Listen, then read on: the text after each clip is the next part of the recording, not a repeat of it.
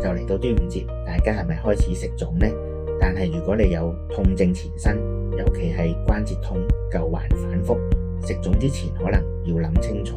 大家好，我係寶運中醫嘅賴醫師，今日就同大家拆解點解糯米會令痛症加劇，邊類痛症患者要特別小心。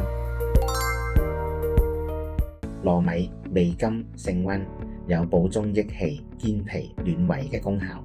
對於脾胃虛寒、容易腹瀉嘅人嚟講，適量食糯米係有幫助嘅。但問題在於糯米黏滯難化。中醫認為糯米性質黏膩，容易阻礙氣機，阻塞生痰。消化能力弱嘅人食完會覺得飽滯、胃脹甚至反酸。而對於痛症患者嚟講，呢個黏滯嘅特性就係關鍵所在。痛症嘅根源往往離不開氣滯、血瘀、痰濕阻滯經絡。糯米會加重體內嘅濕濁，令經絡更加唔暢通，氣血運行受阻，痛症自然加劇。具體嚟講，以下幾類痛症患者要特別小心。風濕關節痛、遇冷加重者，呢類患者本身體內就有寒濕之邪，糯米助濕，食完會令濕氣更重，關節更加僵硬酸痛。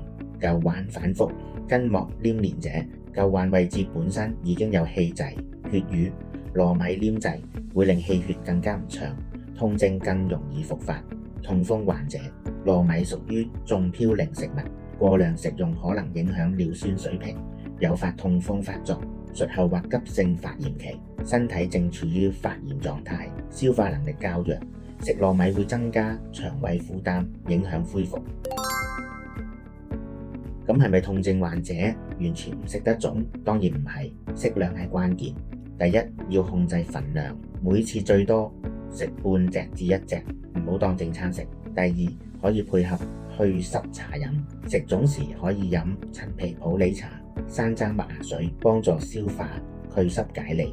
第三，避開高脂配料，鹹蛋黃、肥豬肉、臘腸等會加重濕濁，建議選擇瘦肉、瑤柱、冬菇等較健康嘅配料取代。第四，食後適度活動，食完粽唔好即刻坐低，散步15分鐘，幫助腸胃蠕動。第五，痛症發作期要忍候，如果你嘅關節正處於紅腫熱痛嘅急性發作期，建議暫時忍候，等炎症消退先考慮食。端午節食粽，開心之餘都要留意身體。